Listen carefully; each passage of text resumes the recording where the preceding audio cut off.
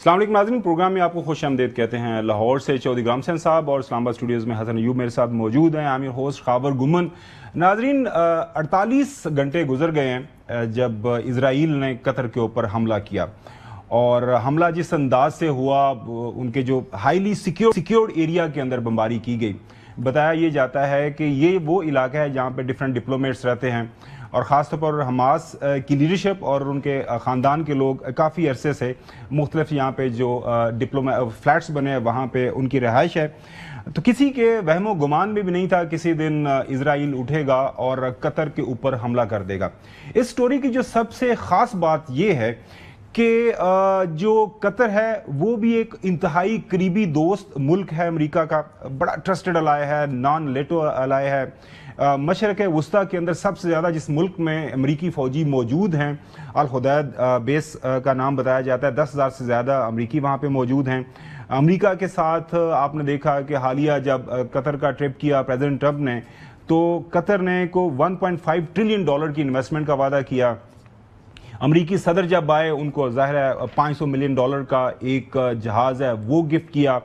और इस स्टोरी का जो दूसरा पहलू है वो भी इंतहाई अहमियत का हामिल है। वो ये है कि इस खित्ते के अंदर जो इजराइल है वो भी एक स्ट्रेटजिक अलाय है अमेरिका का, और अमेरिका के साथ मुआहदा है, डिफेंस पैक्ट है अमेरिका का। ये बात बड़ी अहमियत की हामिल है कि अमेरिका के ऊपर अगर हमला कोई दूसरा मुल्क करता है तो ये हमला कंसीडर किया जाता है इजराइल के ऊपर। तो इजराइल अमेरिका की जो है हिफाजत के लिए अपने तमाम ज़राए इस्तेमाल करेगा, और यही शर्त जो है लागू होती है अमेरिका के ऊपर कि अगर किसी दिन जो इजराइल के ऊपर किसी भी दूसरे मुल्क की तरफ से हमला होता है तो अमेरिका अपनी पूरी मिलिट्री माइट के साथ उसकी हिफाजत के लिए वहाँ पे पहुँचेगा।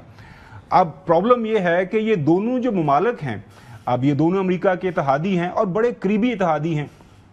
अब एक इत्तेहादी ने दूसरे इत्तेहादी के ऊपर हमला कर दिया, तो अमेरिका का जो किरदार है इस सारे मामले के अंदर वो अब माइक्रोस्कोप के अंदर है कि अब अमेरिका क्या करेगा, और सारी नज़रें अमेरिका के ऊपर ही हैं। कल जब सदर ट्रंप से जब वो बाहर एक रेस्टोरेंट में कहीं कोई डिनर करने गए, बाहर आए, पूछा गया, उन्होंने कहा जी मेरा दिल बड़ा रंजीदा है, मैं बहुत परेशान हूँ, ये ऐसा नहीं होना चाहिए था लेकिन ऐसा हो गया, तो अब क्या करें। ये उनका बयान आपको सुनाते हैं। I'm not thrilled about the whole situation. It's not a good situation. Yes, we want the hostages back, but we are not thrilled about the way that went down. I'm never surprised by anything, especially when it comes to the Middle East. I was very unhappy about it. Very unhappy about every aspect. I'm very unhappy about every aspect of this episode. ये president Trump साहब का कहना है। इस वक्त जब नाज़रीन हम आपसे बात कर रहे हैं तो पूरी इस्लामी दुनिया की जो लीडरशिप है वो दोहा जो कतर के अंदर मौजूद है। उर्दन के जो वली अहद हैं वो भी वहाँ पे गए हुए हैं। कुवैती वली अहद वो भी इज़हार हमदर्दी के लिए मौजूद हैं। सदर UAE वो भी जो है दोहा पहुँच चुके हुए हैं। पाकिस्तान के वज़ीर आज़म शहबाज शरीफ साहब भी एक दिन के दौरे के ऊपर दोहा गए, और वहाँ पे उन्होंने जो है अपनी सिंपथीज़ का इजहार किया और अपने जो जज्बात है उनका इजहार किया कि इस मुश्किल घड़ी में हम कतर के साथ खड़े हैं। ख़बरें आ रही हैं कि सऊदी वली अहद शहज़ादा मोहम्मद बिन सलमान जो हैं वो भी जो है दौरा करेंगे जो कतर का आने वाले दिनों में, शायद आज या कल। सबसे जो तीसरा अहम पहलू ये है, कतर बगैर किसी लगी लिपटी के इजराइल की मजम्मत तो कर रहा है, सारी इस्लामिक वर्ल्ड भी मजम्मत कर रही है, लेकिन जो कतर की लीडरशिप है जब उनसे पूछा गया कि जी आप मजम्मत इजराइल की तो कर रहे हैं लेकिन अमेरिका के किरदार के हवाले से आपका क्या कहना है, तो अमेरिका को क्लीन चिट दे दी गई है जो है कतरी लीडरशिप की तरफ से। उन्होंने कहा जी we are very comfortable with American character, उनका जो किरदार इस सारे एपिसोड के अंदर हुआ है। जो कतरी वज़ीर आज़म इस हवाले से बात कर रहे हैं। Do you feel betrayed? We are betrayed, yeah. By the US? No, I cannot say it's by the US. The US has expressed in many occasions their support to us. The US, the president, right after the attack, he spoke with His Highness the Emir, and he was very clear that this is unacceptable, and he's not he's not agreeing with such a thing, and he wasn't never informed about it. And the moment he was informed, he asked his official to inform us. Unfortunately, this information came too late, which is 10 minutes after the attack, as I stated yesterday. But when we were dealing with the Israelis as parties, we were thinking that we are dealing with like regular parties. But Netanyahu, he has no limits. इसी सारे मामले के ऊपर बात करने के लिए हमने अपने प्रोग्राम में दावत दी है एयर कमोडोर खालिद चिश्ती साहब को। दिफाई तजियाकार हैं, ख़ास तौर पर जो एयरफोर्स के जो मामलात हैं, एयर डिफेंस के जो मामलात हैं, इसके ऊपर गहरी नज़र रखते हैं। और जो सबसे अहम सवाल सारी दुनिया के जो एक्सपर्ट्स इस वक्त पूछ रहे हैं, अपने आप से भी पूछ रहे हैं, एक दूसरे से भी पूछ रहे हैं कि ये कैसे मुमकिन हुआ कि जो है इजराइली अटैक करते हैं कतर के ऊपर। कतर में पैट्रियट्स भी हैं, कतर के अंदर जो state of the art air defence system है, हाई टेक जो वहाँ पे रडार हैं अमेरिकन, वो वहाँ पे इंस्टॉल्ड हैं। कतर के पास जो है 200 को 300 बताया जाता है कि हाई टेक मोस्ट मॉडर्न जो एयरक्राफ्ट्स हैं वो भी हैं, F-35 भी हैं। लेकिन ना तो इजराइली जो मिसाइल्स गए हैं वो उनका तयन होता है, उनकी डिटेक्शन करते हैं वो रडार, ना उनके जहाज़ों का जिस तरह भी वहाँ पे हमला हुआ। तो क्या अमेरिका की अशीर बात थी? क्या अमेरिका ने जो ग्रीन सिग्नल दिया हुआ था इजराइल को, क्या इजराइल ने अमेरिका को पहले बताया हुआ था?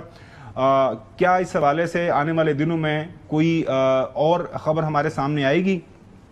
बहुत शुक्रिया खालिद चिश्ती साहब। सबसे अहम सवाल कल भी हमने पूछा हमारे प्रोग्राम में, जो मौजूद थे डॉक्टर जमील साहब, उनका यही कहना था कि जी ये हो नहीं सकता कि अमेरिका की मर्जी के बगैर ये हमला हुआ हो।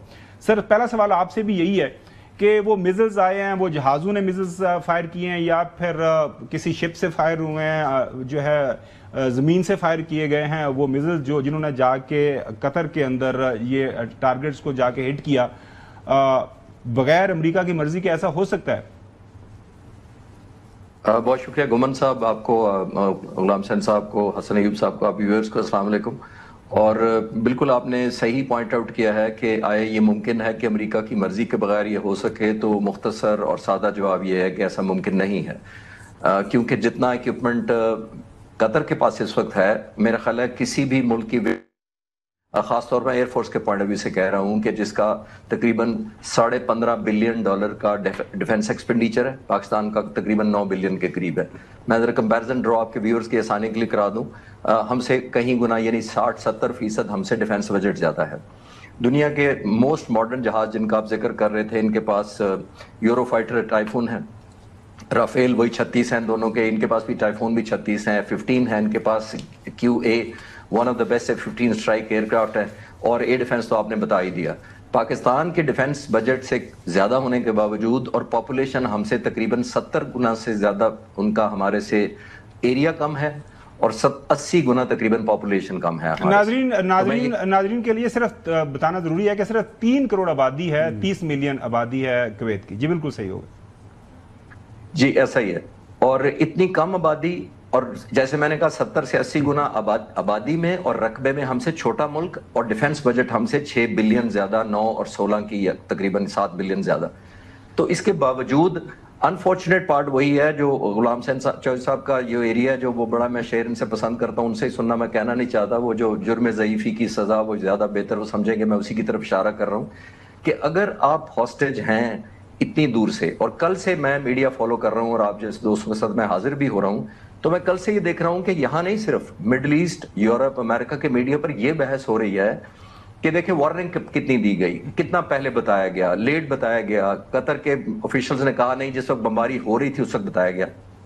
मैं as a student of international politics relation या स्टूडेंट्स अफेयर पार सोच में पड़ गया कि हम उतनी बात इस पर नहीं कर रहे कि हमला गलत हुआ उसको कंडेम किया जाए और बहुत बुरा हुआ। हम कह रहे हैं देखिए लेट बताया, ये ज्यादा बुरा है। हालांकि दूसरा एक क्विक रिलेशन पैदा करते हैं हिंदुस्तान और पाकिस्तान के कॉन्फ्लिक्ट में। रिलेट इसलिए करते आप व्यूअर्स को बेहतर मैं समझा पाऊं। देखिए इधर बजट कम है, रात को 12:30 बजे 6 और 7 के दरमियान तकरीबन 85 के करीब जहाज आते हैं, और यहां से 4 से 5 मिनट के अंदर 42 जहाज रात को 12:30 बजे हवा में कन्फ्रंट करते हैं और उनके 7 जहाजों को लैंड नहीं करने देते हैं। ये रिस्पॉन्स कहते हूं। और इसको गुमन साहब ये ज़हन में रखिएगा कि जब कोई मुल्क हमला करता है इसराइल ने ठीक हाइपोथाइज किया। हाइपोथाइजेशन मैं पढ़ाता रहा हूं एनडीयू में या वॉर कॉलेजेस में, तो हाइपोथाइजेशन एनिमी की ये करनी होती है कि अगर मैं ये करूंगा तो दुश्मन क्या करेगा। तो आमतौर पर 3 हाइपोथेसिस बनाए जाते हैं। एक ये होता है कि मोस्ट लाइकली क्या करेगा, और तीसरा ये होता है कि लेस लाइकली करेगा लेकिन वो सबसे खतरनाक होगा, मोस्ट डेंजरस। तो इजराइल ने ये तो हाइपोथेसिस ठीक किया कतर के बारे में कि करेगा कुछ नहीं कंडेम के अलावा। हिंदुस्तान ने गलत कैलकुलेट किया था, जो उन्होंने हाइपोथेसिस किया कहते कि हम सो कॉल्ड मारेंगे और पाकिस्तान खामोश रहेगा।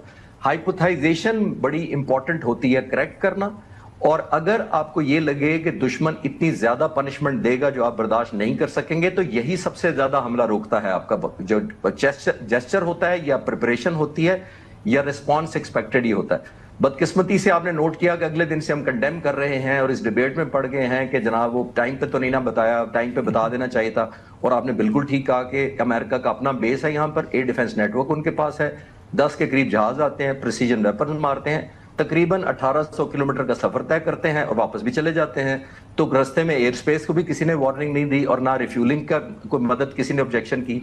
तो ये बड़ा अनफॉर्चुनेट पूरा सिनेरियो है जिसके अंदर ओवरऑल भी कंडेम करना चाहिए, जितना अटैक को कंडेम करना चाहिए उतना टाइमिंग इज लेस इंपॉर्टेंट। ये है कि उसकी सॉवरेनिटी ब्रीच हुई है उस मुल्क की, अब बदकिस्मती से। बिल्कुल सही, बिल्कुल सही। चौधरी साहब सवाल करना चाह रहे। जी चौधरी साहब, ये उन्होंने आपके टैक्टिक्स तो नहीं यूज किए इजराइल ने? जरा एक्सप्लेन कर देना चौधरी साहब, जरा ताकि नाज़रीन को समझ आए। यानी जैमिंग ऑफ देयर सिस्टम, कभी कतर वालों को पता ही कुछ नहीं चला कि कौन आया तो कौन गया तो किधर से क्या हुआ। अच्छा चिश्ती साहब, इसके साथ मेरा सवाल भी ले लीजिएगा क्योंकि बिल्कुल डायरेक्ट रिलेटेड है। देखें, इस वक्त मशरक़ वस्ता के अंदर एक हैवी डिप्लॉयमेंट अमेरिका की मौजूद है। बहरीन में 5th फ्लीट है अमेरिकन का, आपको पता है वो सारे रीजन की वहाँ से मॉनिटरिंग करते हैं। यूएई के अंदर इनके जो सारे बैरी बेड़े हैं वो लंगर अंदाज होते हैं। कुवैत के अंदर हवाई अड्डे भी मौजूद हैं। उर्दन के अंदर एक इनका एयरबेस मौजूद है। तो अमेरिकन प्रेजेंस हर जगह के ऊपर मौजूद है। एक मैं कहीं पढ़ रहा था वो ये कि इस सारे खित्ते के अंदर जितनी भी टेक्नोलॉजी अमेरिकन मौजूद तो है, लेकिन उसको चलाने वाले भी अमेरिकन हैं। अगर किसी ने वहां पे इजाजत देनी है तो अमेरिकन की मर्जी के बगैर वो चला नहीं सकते। इस बात के अंदर कितनी सदाकत है? और बाकी जो चौधरी साहब ने सवाल किया जैमिंग का, इसके ऊपर बात कर लीजिए। ये देखिए गुमन साहब, उनके सवाल का जो जवाब है वो आपके सवाल में छुपा हुआ है। वो मैं ऐसे एक्सप्लेन करता हूं कि चौधरी साहब ने बिल्कुल ठीक पॉइंट आउट किया कि जैम तो नहीं कर दिया। देखिए, जैम आप तब करते हैं कि आपके पास कंट्रोल में हो। हमारी साइबर कमांड जिसका आप जिक्र रेफर कर रहे हैं चौधरी साहब, देखिए चौधरी साहब, हमारे साइबर कमांड के वॉरियर्स हमारे अपने हैं, ट्रेंड किए हुए हैं, इनका सॉफ्टवेयर अपना है, इनकी मेथोडोलॉजी अपनी है, इन्होंने काउंटर टैक्टिक्स खुद तैयार किए थे ओवर द ईयर्स। किसी पे कोई डिपेंडेंसी नहीं थी, इसीलिए ना किसी को पूछना पड़ा, ना अगले दिन अल्हम्दुलिल्लाह कोई कंडेम करना पड़ा या रेजोल्यूशन यूनाइटेड नेशंस का इंतजार करते रहे। हमने जवाब उसी वक्त दिया था जब तक वो जहाज लैंड किए थे, उनके बाकी साथी साथ नहीं लैंड किए थे। तो ये तो होती है कीमत, वो उस वक्त करते हैं जब आप इंडिजीनियस करते हैं। इस वक्त पाक फिजाइया का नंबर 1 फोकस जो है, सबसे ज्यादा, मैं परसों वहीं पे था एयर हेडक्वार्टर में, सबसे ज्यादा जो फोकस है पाक फिजाइया का इस वक्त वो इंडिजिनाइजेशन पे है कि हम डिपेंडेंसी किसी पर नहीं करेंगे, जितनी कम हो सके वो कम। दिन ब दिन अल्हम्दुलिल्लाह मैं आपको खुशी होती है बताते हुए कि कम होती जा रही है। और इन हालात में जब हमारी अपनी इकोनॉमी इतनी कोई प्राइड के उस जुमरे में नहीं आती कि हम बहुत ज्यादा प्रोग्रेसिव हैं, एक तो ये बात है। अब जो गुमन साहब आप कह रहे थे कि इनका इतना बड़ा बहरी बेड़ा और सारा कुछ मौजूद है, बिल्कुल आप ठीक कह रहे हैं। मैं आपके व्यूअर्स की और आसानी के लिए कर देता हूं। वो इस तरह, मुझे ऐसा फील हुआ, कल परसों से मैं फील कर रहा हूं कि जैसे अमेरिका ने एक शख्स को पकड़ा हो गर्दन से और बाजुओं से। चिश्ती साहब से अमेरिका ने उन्होंने बांध के मरवाया है। जी वही बात कह रहे हैं चौधरी साहब, वही मैं बात कर रहा हूं कि बांधा हुआ है अमेरिका ने ही, और इजराइल को कह रहा है इसको मारो, और इजराइल को कह रहे हैं वैसे तुम भी ठीक मार रहे हो, और जिसको पकड़ा हुआ है उसको कह रहे हैं वैसे रो तुम भी ठीक रहे हो, और मुझे तुमसे भी हमदर्दी है कि मार पड़ रही है। बिल्कुल सही है चिश्ती साहब। हसन देखें, जो सारे मशरिक़ वस्ता के अंदर अमेरिकन प्रेजेंस का फायदा जो हो रहा है वही तो इजराइल को हो रहा है। सारी जो है वहाँ से उनको इंटेलिजेंस भी मिल रही है, कहाँ पे बंदे मौजूद हैं, ये भी सारा कुछ है, क्योंकि वो सारे हालात तो वो भी अमेरिकन इस्तेमाल कर रहे हैं। नहीं देखें, ये बात मानने वाली है कि अगर तकाबली जायजा लिया जाए, अमेरिका को बीच में से माइनस भी कर दें तो उनकी एयरफोर्स तकड़ी है इसराइल की। कतर ने तो उस तरीके से ना कोई प्रैक्टिकली कोई परफॉर्मेंस दिखाई है और ना हमने कभी सुना है जी। बेसिकली अब तो मामला ये है कि कतर जो है वो अकेला नहीं है। अब तो बाकी जितने ममालिक हैं वो अपनी खैर मनाएंगे, किसका नंबर कब लगेगा وہ جس طریقے سے نیتن یاہو نے کل میں تو خطاب تو نہیں، میں بکواس ہی کرنے لگا تھا، وہ کر رہا تھا کہ جس طریقے سے وہ کر رہا تھا یعنی اپنی ایروگنس شو کر رہا تھا، اور وہ جس طریقے سے اپنے آپ کو امریکہ سے بھی سپیریئر کہہ رہا تھا، اور وہ کہہ رہا تھا کہ یہ دہشت گردوں کی فنڈنگ کرتے ہیں قطر والے. اب آپ نے اس ملک کو جو ہے وہ ان کے ساتھ ڈپلومیٹک رکھے ہوئے ہیں، رابطے بھی رکھے ہوئے ہیں. قطر نے جو ہے تسلیم کیا ہوا ہے اسرائیل کو، اور اس کے اوپر سے جناب آپ اس ملک کے اوپر اتنا بڑا الزام لگا رہے ہو کہ آپ دہشت گردوں کی فنڈنگ کر رہے ہو. آپ نے حماس کے لوگوں کو وہاں پر رکھا ہوا ہے جن لوگوں نے ہمارے ہاں جو ہے آ کر دہشت گردی کی ہے. تو یہ بیسکلی ہمارے لیے ویک اپ کال ہے، یعنی مسلمانوں کے لیے. سر یہ بتائیے گا کہ آپ کا کیا خیال ہے آگے کیا ہونے جا رہا ہے؟ مسلم ممالک کیا کریں گے؟ مسلم ممالک کے پاس کیا آپشن ہے، اور کیا آپشن مذمت کے علاوہ بھی کوئی آپشن ہے؟ جی حسن ایوب صاحب، میں بالکل آپ نے ٹھیک سوال کیا کہ آپشن کیا ہے.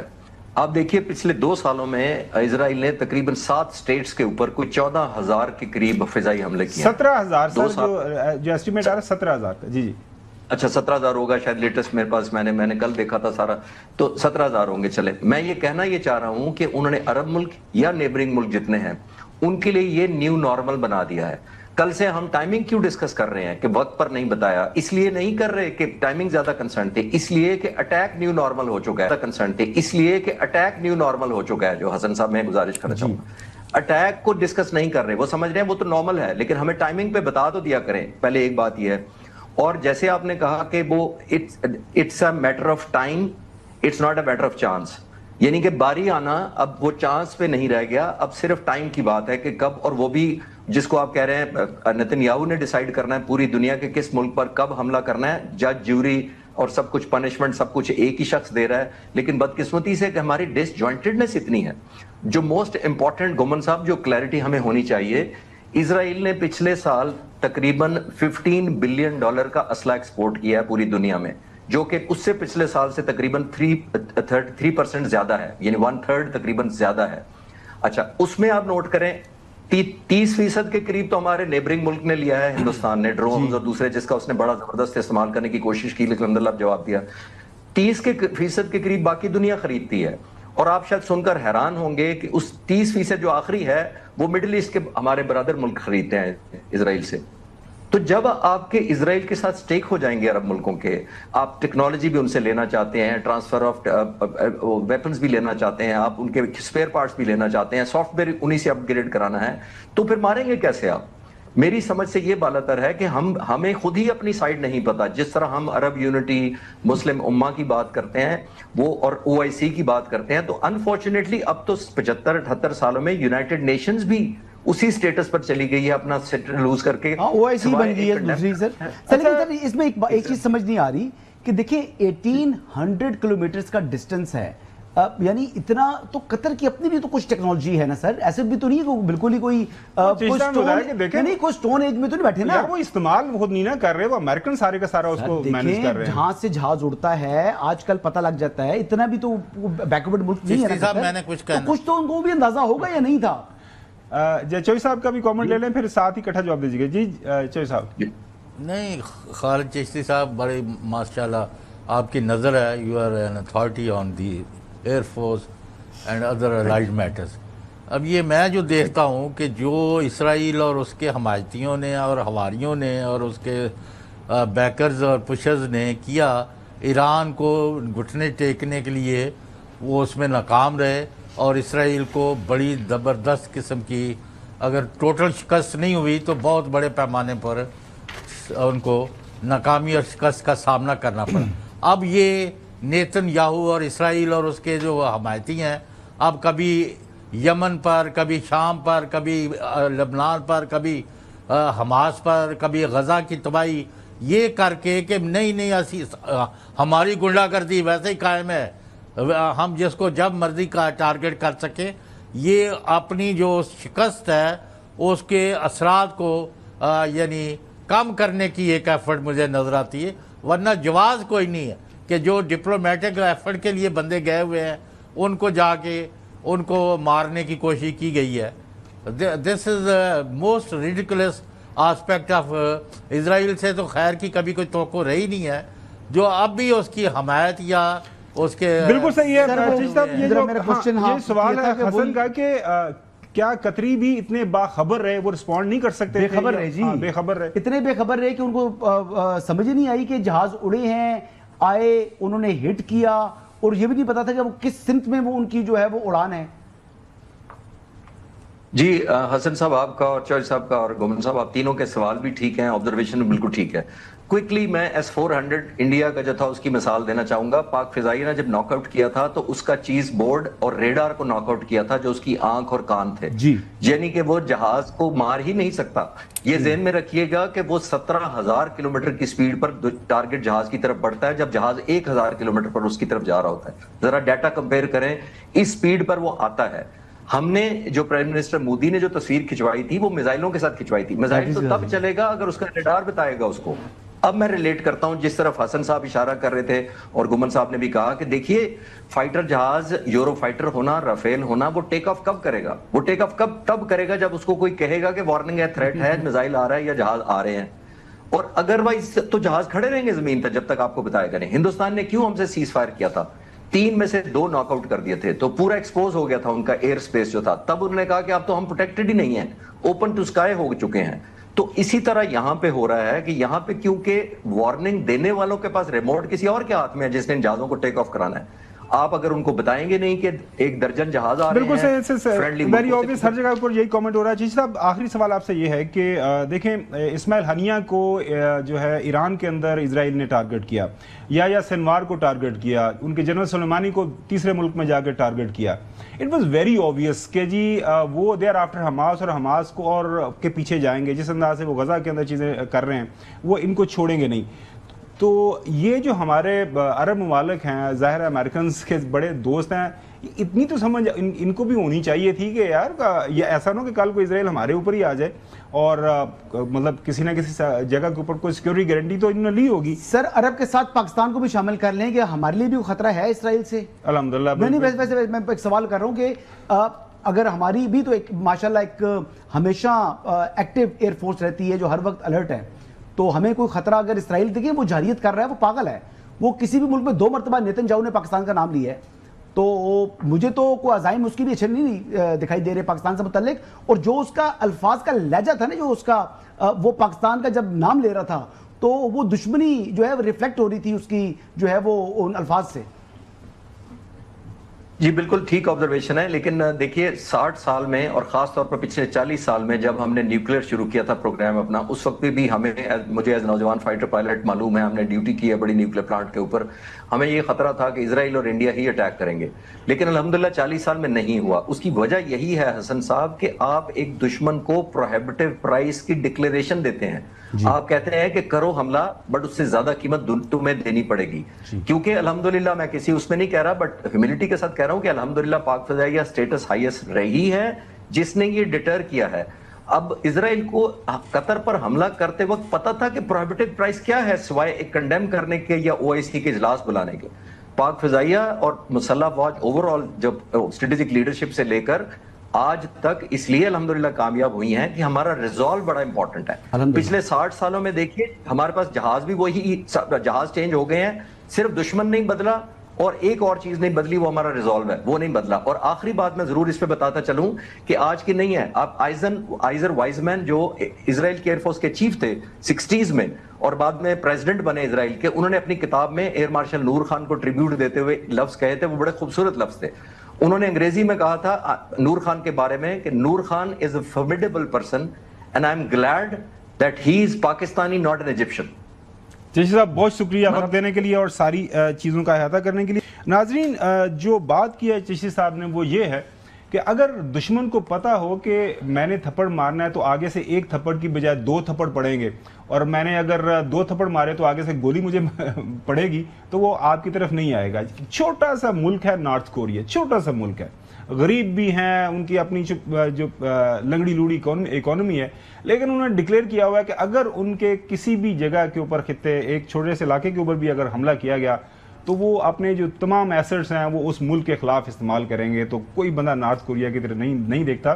تو جو چشتی صاحب بات کر رہے ہیں کہ ان کو پتہ تھا جو اسرائیل کو بھی امریکہ کو بھی کنڈیمڈ ہی کریں گے اور مذمت آئے گی اور مذمت آ گئی ہے. امید کرتے ہیں کہ یہ جو موقع پیدا ہوا ہے, اسلامک ورلڈ جو اکٹھی ہو رہی ہے, جو ہے وہ اس کا اجلاس بلایا جا رہا ہے, کوئی ایسی اسٹریٹجی اپنائی جائے کہ مستقبل کے اندر جو ہے اسرائیل اس طرح کی حرکت نہ کرے. بریک کی طرف جائیں گے, بریک کے بعد ناظرین بات کریں گے سیلاب کی. جس طرح کی خوفناک تباہی کی خبریں آ رہی ہیں, کچھ بد انتظامی کی بھی خبریں آ رہی ہیں. اب کیا پنجاب حکومت کو 3 ہفتوں سے اس بات کا علم نہیں تھا کہ پانی آ رہا ہے اور پانی کتنی مقدار میں آ رہا ہے, پانی سے کتنے نقصانات ہو سکتے ہیں, پانی کتنے ایریے کو سیلاب کر سکتا ہے. اس کے باوجود جو ہے ایک آپ اسسٹنٹ کمشنر کو آپ کو سسپینڈ کرنا پڑتا ہے, تو ڈی سی کو سسپینڈ کرنا پڑتا ہے جی, انہوں نے اقدامات نہیں اٹھائے. نیشنل ایمرجنسی ڈکلیئر ہوئی ہے, تو اس کے اوپر تفصیل سے بات کرتے ہیں. ناظرین, آج تمام اخبارات کے اندر ایک خبر جو کامن ہے وہ یہ ہے کہ پیروالا کے علاقے میں جو ہے ایک تو گورنمنٹ کی کشتیاں چل رہی ہیں, کچھ پرائیویٹ کشتیاں بھی چل رہی ہیں, وہ اپنی مرضی سے کرائے لے رہے ہیں. تو اس کے اوپر حکومت نے کافی سخت ایکشن لیا ہے اور کہا ہے کہ ان کو کرایہ ہم دیں گے, یہ لوگ نہیں دیں گے. کشتیوں کے حادثوں کی بھی خبر آ رہی ہیں. پھر گیلانی بند ٹوٹنے کی بھی خبر آ رہی ہے. عارف والا, پاک پتن اور یہ جو علاقے ہیں وہاں پہ سینکڑوں جو دیہات ہیں زیر آب آ گئے, اس کی بھی خبر ہے. تو جلال پور پیروارہ سے ہمارے اسپیشل کورسپونڈنٹ مرزا احمد علی موجود ہیں, ان سے جانتے ہیں یہ جو تمام خبریں اخبارات کے اندر چھپی ہیں اس کے حوالے سے ہمیں بتائیں. سب سے پہلا سوال مرزا صاحب آپ سے یہ ہے کہ 26 اور 27 اگست کی درمیانی شب جو ہے سیلاب شروع ہو گیا تھا. اپر پنجاب, راوی ہو, ہیڈ مرالہ ہو, پانی آنا شروع ہو گیا تھا. پھر ستلج میں آپ نے دیکھا بار بار پانی آیا. تو کیا وجہ بنی ہے کہ وہاں کی جو لوکل سول انتظامیہ ہے مناسب اقدامات نہیں لے پائی؟ پانی کی مقدار کا تو سب کو پتا تھا, اتنے کیوسیکس پانی آ رہا ہے, اتنے لاکھ کیوسیکس پانی آئے گا, اتنی جگہ پہ پہنچے گا, ڈرون سارا کور کر رہے تھے. تو اس کے باوجود خبر یہ آ رہی ہے, میں کچھ شارٹس سن رہا تھا کچھ لوگوں کے وہاں پہ متاثرین کا, کہ جی ادھی رات میں سانو فون کر دینے کہ جی علاقہ چھڑ دیو, تو ادھی رات میں اسی کتنے جائیے, پانی یکدم آ گیا. تو یہ جو بد انتظامی ہوئی ہے وہاں پہ کچھ لوگوں کو انہوں نے سسپینڈ بھی کیا ہے پنجاب حکومت نے, یہ کیا ماجرا ہے؟ دیکھیں بالکل جی, پانی جو ہے وہ وقفے سے یہاں پہنچنا شروع ہوا. آپ کو بتاتے ہیں کہ 2014 کے فلڈ کے بعد جو ہے جھونک وینس سے لے کر یہاں شیر شاہ تک بندوں کی جو ہے مرمت کی گئی تھی, اور انتظامیہ جو ہے اس تسلی میں تھی کہ یہ بند جو ہیں بڑے سے بڑا فلڈ جو ہے وہ برداشت کر لیں گے. پانی کا ریلا آنا شروع ہوا تو سب سے پہلا جو اس کو رکاوٹ ملی وہ ہیڈ محمد والا روڈ کی ملی. ہیڈ محمد والا روڈ آپ کو اس طرح ایکسپلین کروں کہ وہاں دریا کا جو بیڈ ہے وہ 10 کلومیٹر کا ہے, جس میں صرف 1 سے 1.25 کلومیٹر کا برج ہے. اس کے علاوہ سارا روڈ ہے, یعنی کہ وہ روڈ جو ہے وہ ایک پشتے کی طرح ہے, ایک بند ہے. پانی کو وہ رکاوٹ ملی. جھونک وین سے لے کے ہیڈ محمد والا تک جو ہے وہ اکبر فلد بند پانی سے بھر گیا. اس کے بعد جو مین دریا کا راستہ ہے, برج کے نیچے سے پانی کا خراج شروع ہوا اور وہ شیر شاہ فلڈ بند تک آ کر جو ہے مکمل طور پر بھر گیا, اور جتنے زمیندارہ بند تھے اس میں وہ بھی بریچ ہو گئے. پانی کی جو ہے لیول جب ایکسیڈ ہونے لگی, خطرناک حد تک ہونے لگی, جب یہ بڑا ریلا جو اب تقریباً گزرنا آج رات جو ہے وہ ختم ہو جائے گا, 5 لاکھ کیوسک سے زائد کا جو ریلا تھا, تو مختلف جگہوں پر اعلانات بھی کروائے گئے اور 1 گھنٹے کا ٹائم دیا گیا کہ آپ فوری طور پر جو ہے اپنے گھر چھوڑ دیں. لوگوں کو شدید پریشانی کا سامنا کرنا پڑا. لیکن ملتان کی بات کی جائے تو ملتان کے جو فلڈ بند ہیں وہ ابھی تک سسٹین ہے. پانی جو ہے وہاں سے ڈاؤن ہونا شروع ہو چکا ہے. ہیڈ محمد والا پر جو محکمہ آبپاشی کی گیج ہے وہ 413.9 تھی, جو اب 412.9 رہ گئی ہے, اور پانی جو ہے وہ مسلسل وہاں سے کم ہو رہا ہے. اب یہ پانی جو ہے یہاں جلال پور پیر والا کا رخ کر رہا ہے, شجاع آباد سے کراس ہوتا ہوا. اس وقت ہم جلال پور پیر والا کے علاقے خان بیلا میں موجود ہیں. آپ کو بتاؤں کہ خان بیلا بند سے لے کر دریا تک جو ہے تقریباً 25 سے 30 کلومیٹر علاقہ جو ہے وہ مکمل طور پر دریا بن گیا ہے. شہری آبادی بہت زیادہ متاثر ہے. جلال پور پیر والا 2 دریاؤں کے سنگم پر ہے, دریائے مرزا صاحب یہ ساری تفصیلات ہمارے پاس, مرزا صاحب یہ ساری تفصیلات آپ سارا دن سے بتا رہے ہیں, لوگوں کے بتائیں سر. جو سوال میرا آپ سے یہ ہے کہ جو کمپلینٹس یہ آ رہی ہیں, جو کوئی آج عظمہ بخاری صاحبہ نے ہمیں بتایا کہ کسی اسسٹنٹ کمیشنر کو بھی سسپینڈ کیا ہے, وہ بھی آپ کو سناتے ہیں. اس سیاست کے لیے اس سیلاب کو استعمال کرنا یہ نامناسب ہے. جہاں پر بھی ہماری غلطی کوتاہی ہو وہ بالکل پوائنٹ آؤٹ کریں کہ ہم ہٹ درمی کا مظاہرہ نہیں کرتے. چیف منسٹر صاحبہ نے جو ہے وہ اسسٹنٹ کمشنر جلال پور پیر والا جو ہے ذوالفقار علی خان ان کو ان کے عہدے سے ہٹا دیا ہے. مکرم سلطان صاحب جو ہے ان کو اسسٹنٹ کمشنر جلال پور پیروالا جو ہے وہ تعینات کر دیا گیا ہے. نجی کشتیاں جو ہیں وہ سرکاری نگرانی میں چلائی جائیں گی. اس کی ادائیگی ہے وہ پنجاب گورنمنٹ خود کرے گی. کمشنر اور ڈی سی جو ہے ان کو یہ ذمہ داری دی گئی ہے کہ ان بورڈز کو ریگولیٹ کیا جائے. ان کسی بھی سیلاب متاثر کو اس کی ادائیگی جو ہے وہ نہیں کرنے دی جائے گی، اور جو لوٹ رہے ہیں ان کے خلاف سخت کارروائی ہوگی. ناظرین، یہ کشتیوں کے کرایوں والا جو معاملہ ہے، متاثرین نے اس حوالے سے جب یہ اس بات کو ہائی لائٹ کیا، پھر گورنمنٹ نے اس کے اوپر ایکشن لیا. میانی اچ میرے بچے پھسے پین جرا نا 15-20 بندے ہیں جہیں ڈھائے گئے او ککریں تے چڑھے بیٹھن کے کئی شاید چمبڑے پین. اسا تریجا جڑے بھجے کڑے ساری سنی کتھیں کتھیں نہیں تھئی. پرائیویٹ ویندے سے تو اٹھا کر لاکھ روپیہ سواری دا منگتے ہیں، 50 منگتے ہیں سواری دا. ساری بکا تے جتنا کہنے جو پرائیویٹ کشتیاں جو گورنمنٹ کی طرف سے نہیں تھی وہ اگر چلا رہے ہیں تو وہ اتنے پیسے مانگ رہے ہیں، ایک چکر کا 1 لاکھ 50 ہزار مانگ رہے ہیں، جو غریب بندہ افورڈ نہیں کر سکتا. دیہاتوں میں لوگ وہاں جو افیکٹڈ ایریاز ہیں وہاں درختوں میں بیٹھے ہوئے ہیں بندے، زندگی اور موت کی کشمکش میں ہیں. خدا را جلال پور میں رحم کیا جائے. لوگوں کے ساتھ تو ایسے حادثے بھی ہوئے ہیں کہ وہ پیسے لے لیتے ہیں پھر جاتے بھی نہیں ہیں. وہ ان کے جانور بیچاروں کے راستے میں آلریڈی کوئی ان کو کھلا کے سائڈ پہ اتارتے ہیں، کسی سائڈ پہ ان کے جانور لے جاتے ہیں. ایسے 4-5 واقعات ہو چکے ہیں اندر مضافات میں. خدارا ہم التجا کرتے ہیں کہ احساس کریں. مرزا صاحب، سوال ذرا دوبارہ at the cost of reputation آپ کو بتا دیتا ہوں کہ پچھلے 15 دن سے حکومت پنجاب ہو، ٹیلی ویژن چینلز ہوں، اخبارات ہوں، سب جگہ کے اوپر یہ بات ہو رہی ہے سیلاب آ رہا ہے، پانی آ رہا ہے. تو وہاں پہ لوکل انتظامیہ نے مناسب اقدامات کیوں نہیں کیے؟ یہ میں نے سوال آپ سے کیا تھا، جس کی وجہ سے پھر یہ سسپینشن بھی ہو رہی ہے، پھر لوگ بھی کمپلین کر رہے ہیں. جنوبی پنجاب میں جنوبی پنجاب میں آپ کے ایریا میں دیکھیں جی، انتظامیہ کا اس بارے میں موقف ہے کہ جو دریا ہے، دریائی بیلٹ ہے، اس میں مختلف زمیندارہ بند ہوتے ہیں، اور جو بڑے فلڈ بند ہیں ان کا بریچ کرنے کا فیصلہ جو ہے وہ بریچنگ کمیٹی ہی کرتی ہے. پانی کو جو ہے یہ فلڈ بند جو ہے اپنے اندر سسٹین کرتے ہیں، اور کسی بھی ناگہانی صورتحال کے پیش نظر وہ بریچنگ کمیٹی جو ہے محکمہ انہار کے لوگ ہوتے ہیں اس میں، اور دیگر محکموں کے لوگ ہوتے ہیں. مرزا صاحب کمیٹی کو چھوڑیں، آپ خود بتائیں. یہ ایس او پیز ہوتے ہیں کہ کون سا پانی اتنا آئے گا تو یہ والا بند توڑنا ہے، یہ کریں گے. یہ تمام باتیں ایک طرف ہیں. انتظامیہ کی غفلت تو ہے نا جناب مرزا صاحب. اب انتظامیہ نے 1 گھنٹے کا ٹائم دے رہے ہیں کہ آپ ایویکویٹ کر جائیں، پانی آ رہا ہے. تو مطلب 1 گھنٹے میں کون سا شخص جو ہے وہ اپنا گھر خالی کر کے جو ہے وہ نکل سکتا ہے؟ اپنی جو خبر ہے، اپنی سٹوری ہمیں بتائیں کہ کیوں ناکام ہوئی انتظامیہ؟ کیوں؟ دیکھیں جی، انتظامیہ جو ہے، آپ کو اگر میں بات کروں ضلعی انتظامیہ کی اور کمشنر صاحب کی، تو ایک جو ہمیں سب سے بڑی چیز اس فلڈ میں یہ دیکھنے کو ملی کہ کسی کو یہاں پر پتہ ہی نہیں تھا کہ پانی کتنا آ رہا ہے، کیونکہ جو ہیڈ ورکس ہوتے ہیں ان کے اوپر گیج لگی ہوتی ہے صحیح پانی کو ماپنے کی. ملتان سے لے کر ہیڈ پائنہ تک جو ہے کوئی گیج نہیں ہے، یہ صرف دریا ہے، دریائے چناب ہے. اس میں کتنا پانی آ رہا ہے اس کا اتار چڑھاؤ جو ہے وہ ہیڈ تریمو سے دیکھا جائے گا کہ ہیڈ تریمو سے کتنا اخراج ہو رہا ہے اور ہیڈ پائنت پر کتنا پانی ریکارڈ ہو رہا ہے. یہ درمیان کی جو جتنا علاقہ ہے یہاں پانی ماپنے کی کوئی گیج نہیں ہے، نہ محکمہ آبپاشی کے پاس ہے. وہ جو پرانے انہوں نے پلرز لگائے ہوئے ہیں محکمہ آبپاشی کے جو سطح سمندر سے بلندی کو ظاہر کرتے ہیں، ان گیجوں کے مطابق جو ہے پانی